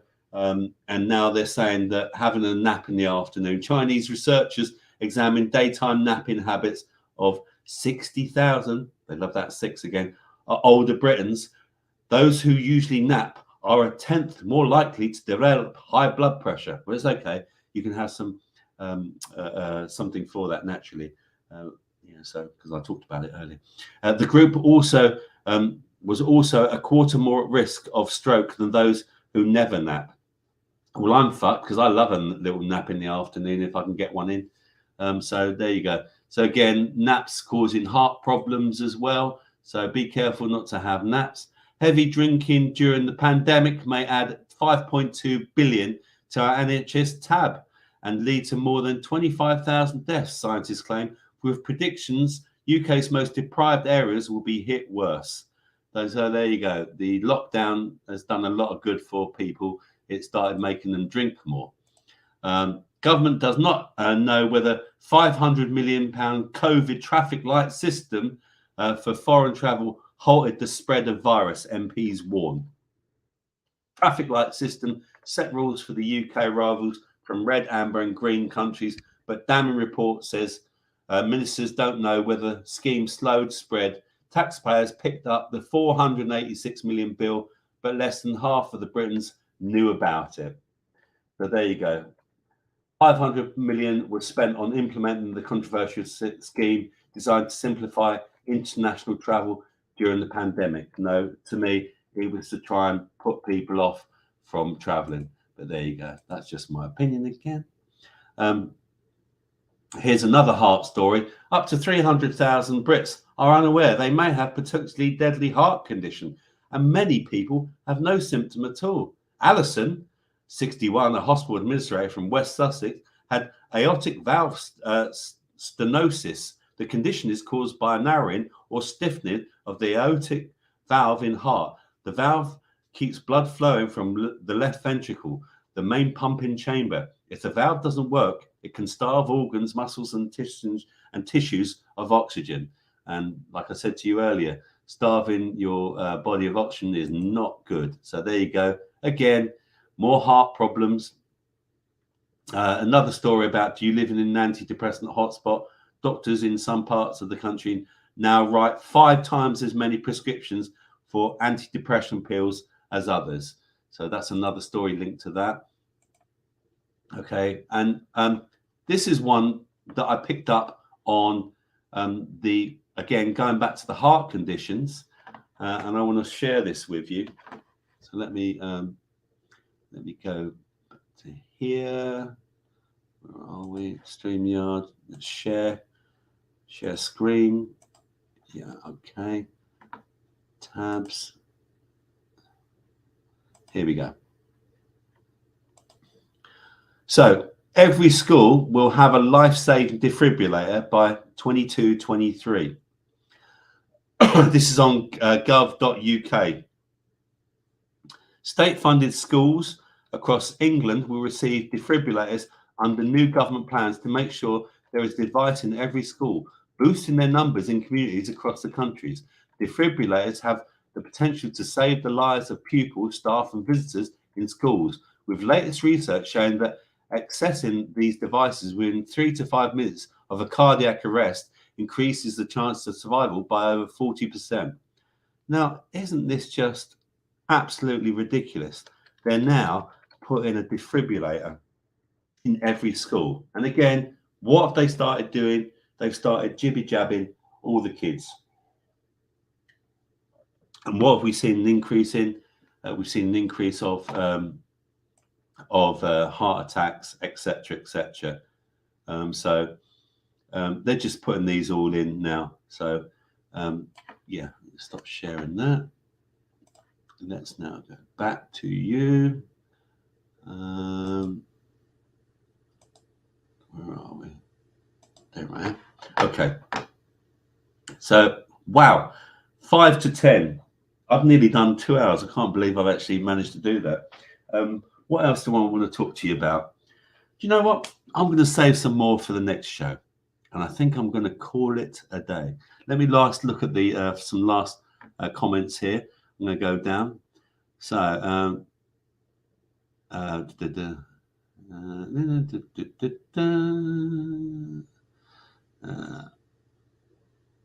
Uni says, I like brownies. They're amazing.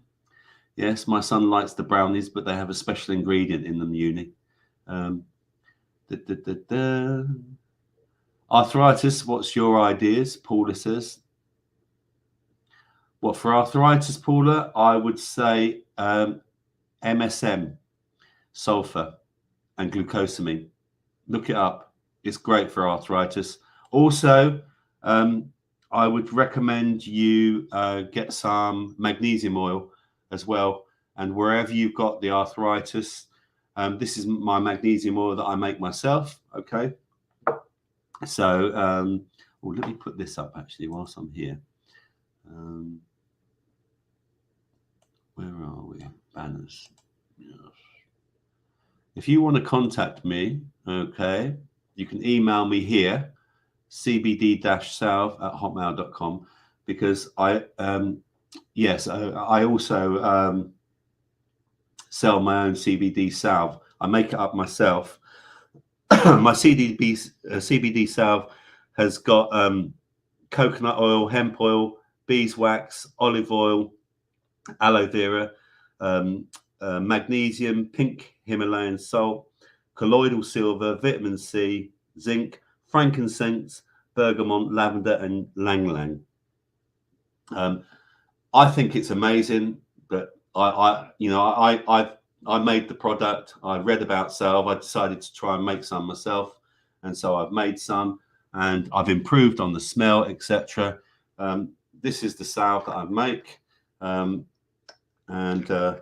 I've really improved on the smell, etc. There we go. That's my salve. Okay, and literally, I'm going to get some out, and you can see. There you go. So, and if you get any pain anywhere, you just rub it on, and it will relieve pain, even arthritis. So, I started getting clicky knees, so I started putting my salve on my knees. Gone. I was at a day festival, music day, 80s festival, a couple of weeks ago, and as I was walking, I twisted my ankle. Next day, I was in a lot of pain. Got my salve out, rubbed it on my ankle, and within 15 minutes, pain had gone. I just kept putting it on over the next couple of days, and it just completely disappeared. But more importantly, it got rid of the pain.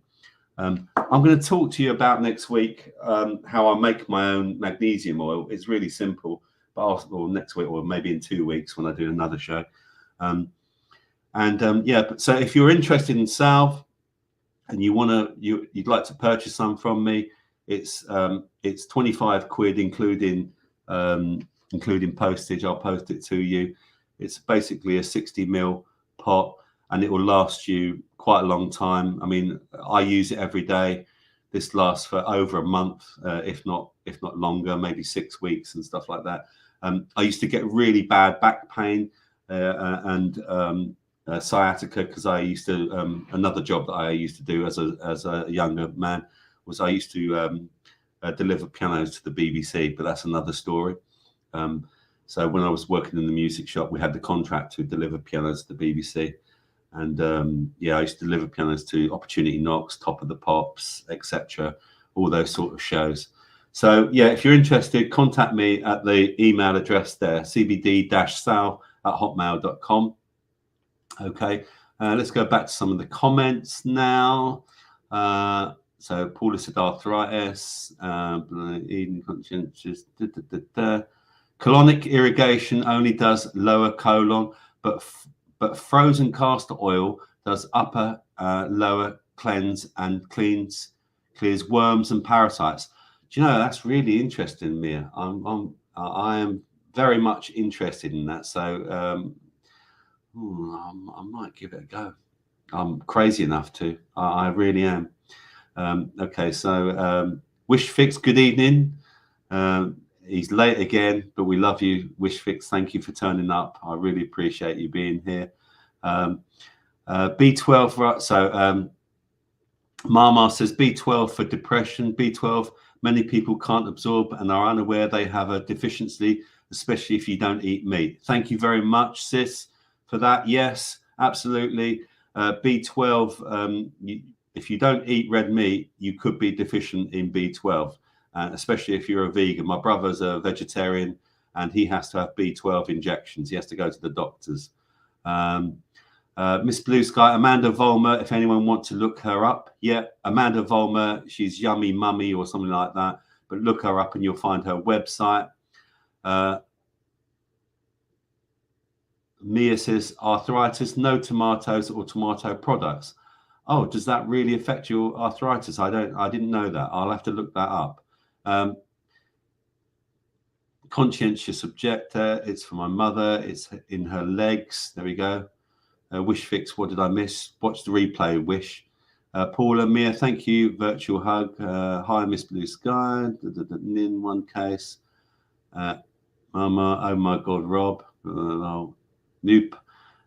Miss Blue Sky. At the new pieces, where has this life-threatening eye disease been hiding all this time? Yeah, that's right. Exactly. Yet another cover story for the Vax adverse reactions. Wish. Yep, absolutely. Blame the ticks. Dennis says, yeah, absolutely. Timing sucks. Nin says half our fruit comes from tropical countries anyway. And yeah, exactly. And how old is that fruit as well? Denny says, I've had thousands of ticks. I pull them out on a daily basis. Do you use it? Well, I guess you must be using one of those tick removers, Denny. Nin, if it gets here, it'll be in our food first, I bet.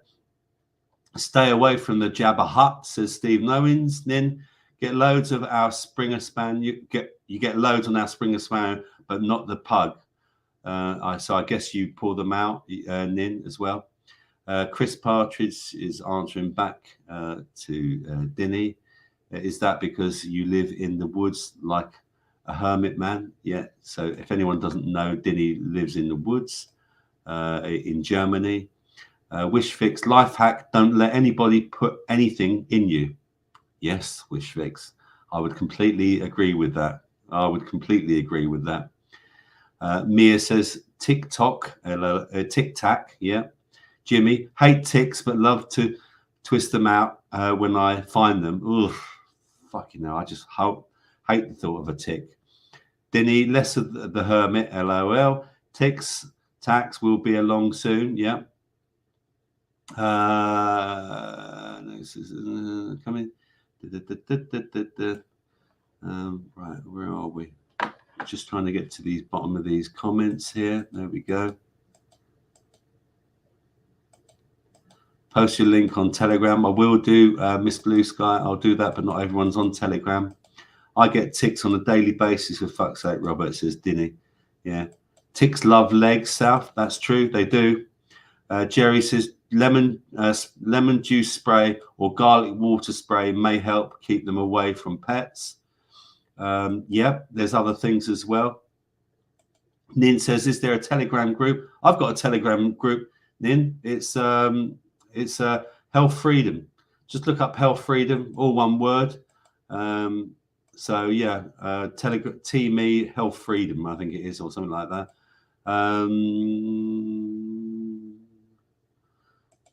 Hi Charlie, where am I? Conscious. Mosquitoes don't like cigarette smoke. Some are same as spiders. Yep, that's true. Pharmacists won't give you any biotics or antibiotics, I guess that is. Jimmy says, get as close to the head as possible, Chris, with your index finger and thumb, and just give them a quick twist out. Have to be careful to grab its head, mate, or you could leave its mouth still locked on, and that's when you can get really ill. Absolutely. Dinny says ticks love fat asses. Nin says 2,000 milligrams a day or 3 weeks, same symptoms, but not urine and skin issues. Don't know what that is. Let's just try and get down to some of these comments. God, I can't go through all these comments. Right, let's have a look. Okay. How do kids get monkeypox? Exactly. Yeah.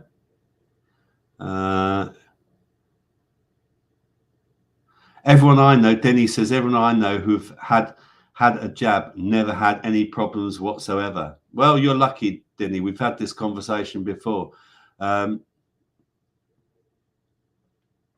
someone's talking about an oxygen concentrator. That's a bit expensive, Nin, isn't it? £299.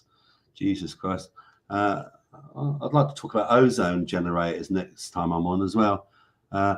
Miss Blue Sky says, unvaccinated was an obvious and pathetic attempt at making unvaccinated look stupid. Let's get to the bottom of these comments now. Then let's get to the bottom here. Oh, I saw something about fluoride there. Okay, well, I'm sure you guys are all reading these comments anyway, because we're all a little bit over now. Hemp toothpaste, or make your own from bicarbonate of soda and baking powder with hemp oil or coconut oil, etc. Watch YouTube for making your own organic toothpaste. It's cheaper. Absolutely. Yep, I would agree. Absolutely. Okay, so there we go. I'm going to say au revoir, everyone. It's been amazing. Thank you for joining me on my first show. I will come back and do it again and share some other things with you and some other stories, etc., etc. Thanks again for joining me. And I'm going to end the broadcast now and go and have a nice cup of tea.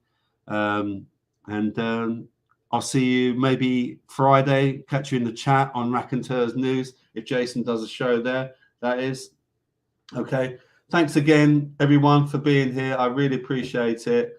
And I really appreciate your feedback and interacting with me.